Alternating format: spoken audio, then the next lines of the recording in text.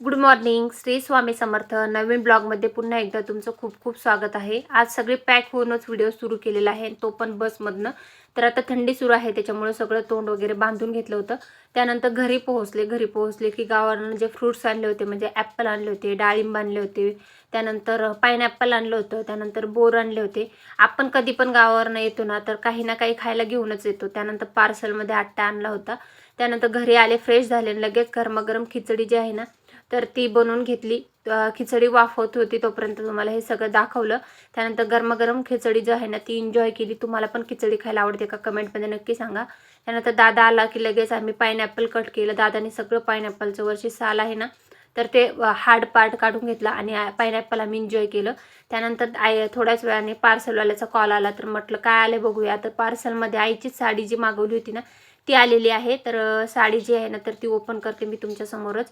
तर ही साडी जी आहे ना, तर ते एक ताई आहेत कल्याणवरनं, तर त्या सेल करतात, ऑनलाईन साड्या सेल करतात. तर त्यांच्याकडनं मी ही घरगुती ज्या सेल करतात त्यांच्याकडनं ही साडी मागवलेली आहे. आणि साडी अप्रतिम आलेली आहे, मस्त सुंदर आणि एकदम घालायला पण हलकी फुलकी अशी साडी आहे. तुम्ही कार्यक्रमामध्ये पण घालू शकता, किंवा मग तुम्ही कुठे फिरायला जात असाल तरी पण तुम्ही लाईट वेट साडी जी आहे ना, ती घालू शकता. नवीन लग्न झालेल्या मुलींसाठी पण छान आहे. नक्की बघा, तुम्हाला आवडले तर तुम्हाला कॉन्टॅक्ट नंबर देईन, तिथून साडी ऑर्डर करू शकता. येत होते बसमध्ये तेव्हा ना, जिथं धाब्यावर बस थांबते ना जेवायला, तर तिथं असे बदक होते. तर बघू शकता, मी सकाळ सकाळ प्रवासामध्ये हे जे बदक दिसले ना, तर मला शूट करायचा मोह आवरला नाही, तर मी लगेच शूट केलं. तर बघू शकता, ते जे बदक आहे ना, तर ते स्वतःची आंघोळ करते. तर चोचेमध्ये पाणी घेते आणि आपले जे पंख वगैरे आहेत ना, ते स्वच्छ करते. खाली जे कुरकुजे आहेत, इकडे पण बदक आहेत. तर अशा प्रकारे हे जे बदक होते, तर त्यांचं मी थोडंसं शूट केलं आणि मस्त माझा प्रवास जो आहे ना, तो एन्जॉय केला.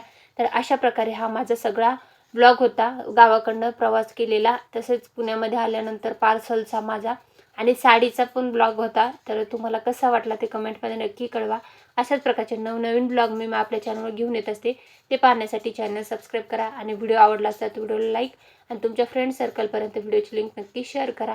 आणि तुम्हाला कशा प्रकारचे ब्लॉग पाहायला आवडतात ते कमेंटमध्ये तुम्ही सांगू शकता. कमेंटमध्ये श्री स्वामी समर्थ लिहायला विसरू नका. धन्यवाद.